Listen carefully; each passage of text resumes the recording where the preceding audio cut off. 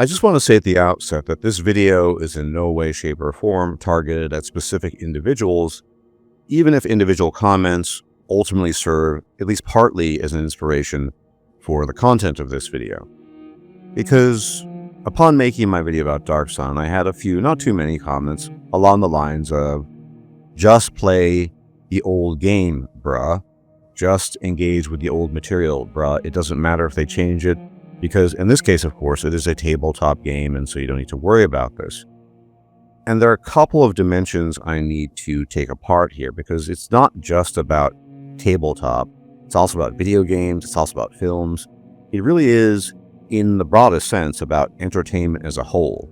Because if I had a shilling for every time I've read a message along those lines or heard people say, just play the old stuff, bro, just replay it all, watch old films, do this and that, I probably would be rich, and I can assure you I'm not rich. In any event, this is an important topic, and I think it's important to discuss it. So, is there value in simply returning to old material and playing through it? Let's tackle the tabletop aspect first. Sure there is, obviously, and the benefit of D&D or really any tabletop system is that you can play the games with the old systems if you want. If you really, really want to, you can play 1st edition D&D, you can play 2nd edition, you can play a mixture of 2nd edition, 3.5, 1st, you can play 5th, you can mix and match to your heart's content, and it doesn't matter because it's your campaign, it might be your dungeon master, it's your players involved. Sure, you can do that. But this isn't really about what you can do at the individual level or group level with a setting. Of course, you can ignore whatever might come out for Dark Sun if it does in fact come out in terms of being quote-unquote modernized. You can do that. Just like you can do the same for Vampire the Masquerade Bloodlines 2, which is not really a Bloodlines game, but nominally it bears the title. You can do all of this stuff, but there's something really to be said for the setting as it was established with the thought process behind it. Universes and settings do of course exist in your own headspace, and you can of course create your own headcanon, your fan fiction, this, that, and the third. You can do all of this, it's permitted, and for you it might be real. But there's something to be said, I think undeniably, for the canonicity of formally established lore and formally established features and attributes of any given setting or universe. That's why, for example, in Warhammer 40k, you might have your own headcanon where, I don't know, the Tyranids take over the universe and devour everything, or the Emperor comes back and he guides mankind to conquer the known universe. But that means that, effectively, Warhammer 40k is over, number one, and two, no one's going to pay attention to that because it's not part of the canon. Now, you might say it's apples and oranges comparing Dark Sun or D&D with Warhammer 40k, but I don't think it's too far off. When Dark Sun or any other IP was established in the context of D&D as an alternate universe or setting to the traditional Greyhawk or Forgotten Realms, it was done so with particular qualities, attributes, and features in mind.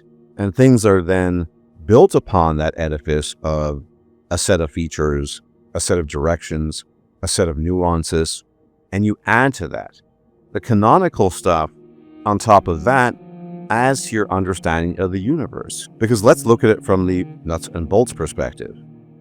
If Dark Sun had never been established, there would be no headcanon, there would be no fan fiction, none of that. I don't know to the extent that even exists, but nonetheless. And so, in reading, say, the Prison Pentad, the novels, learning about the history, the prehistory of Dark Sun, that's all canonical. That all comes from an official source. Your ability to tamper with that and to alter that is limited by the degree you receive the canonical information in the first place, right? And therefore, in my view, there's nothing wrong for wanting continuity with the original intention behind the setting.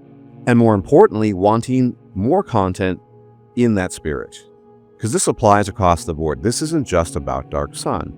Sure, you could go back to the 1950s and 60s and rewatch old films until you drop dead because, quote unquote, they were better back then. And let me concede, sure, none of us likes change. We like the things we like. And of course, this is me voicing my rebellion, my opposition, my disapproval of changes to something that I simply see as unnecessary and even damaging. But we all do this to varying degrees. This is not unique to me and it's not unique to you. The point is that there's nothing wrong and there's nothing strange about wanting more material for a canonically established universe or setting that retains the core essence of said setting. And we have seen, in recent years especially, time and again, how that can be devastating to IPs, and in the worst case scenario, completely shut them down. And yes, you might have guessed it. I am of course talking about Dragon Age The Veilguard. Dragon Age The Veilguard is a perfect example of what happens when deviations from the original material go so far and are so distorted as to make the thing you're playing look unrecognizable. And now, Thetis is done. The IP of Dragon Age is done. It will never return. It's dead. And the idea then, posed by some, that wanting, for example, within the context of Thetis and Dragon Age as a greater whole, more continuity of the original material in keeping with the lore, in keeping with the dark grittiness of that setting, that is unreasonable.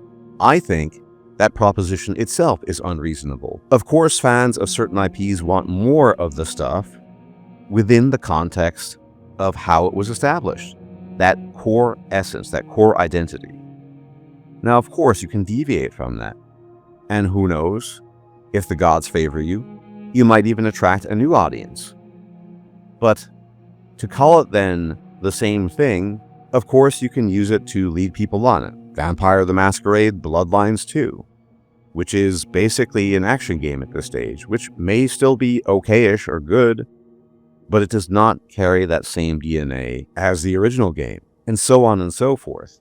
The same applies to films. Now, I happen to not be any great fan of Star Wars, not because I think Star Wars is bad, it just never really tickled my funny bone. I watched the original films in the 1980s, and that was about it.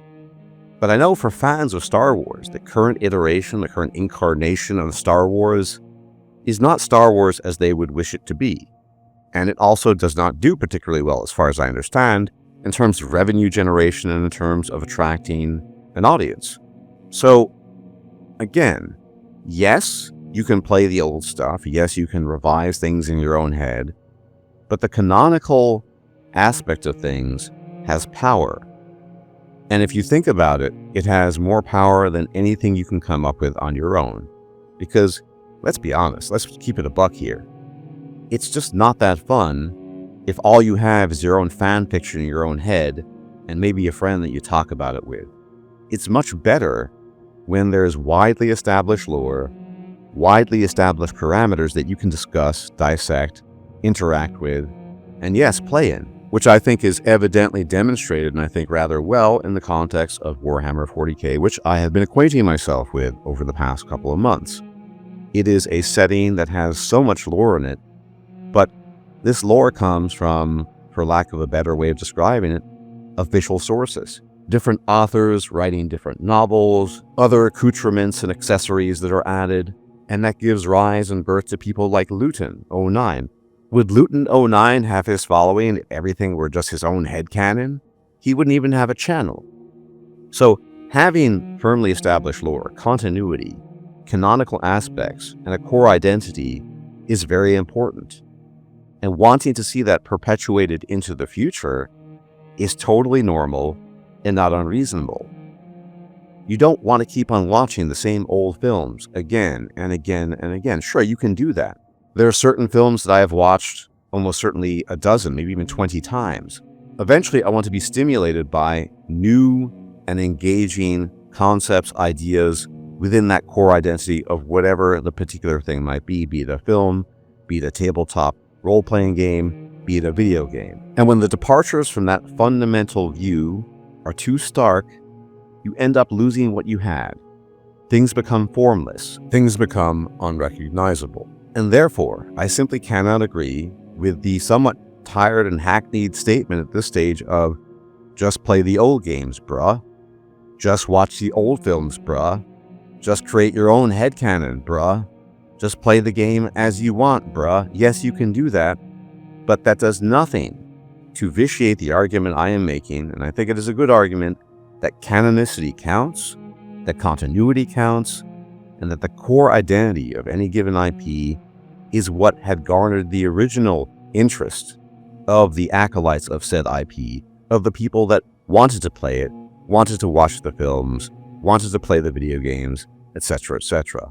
And so, me voicing concerns, well, there's nothing wrong with that, because that's what people do, A, and B, I want to hear a counter to the reality that you need canon. You need a continuous flow of canon to keep things alive and afloat. Warhammer 40k is the best example of that, and we have counterexamples in the form of Dragon Age The Veilguard in terms of, let's say, video games, and we have counters of that in terms of Star Wars films, if you look at some of the most recent productions, and we have counters to that in the form of the basic lore and setup of the Forgotten Realms now, which is topsy-turvy and doesn't make any sense. It's mostly on Wizards of the Coast. They have majorly botched the lore over the past decade or so, and they have no one to blame but themselves, and to say that it doesn't matter, I think is just way off the mark. So in closing, I would say yes, play your own headcanon, create your own campaigns, watch old films if that's what pleases you, and play old video games. But you also want new stuff that's creative, enjoyable, and keeps that core identity and essence that made it interesting in the first place. And if you lose that, you lose basically everything. The whole kit and caboodle.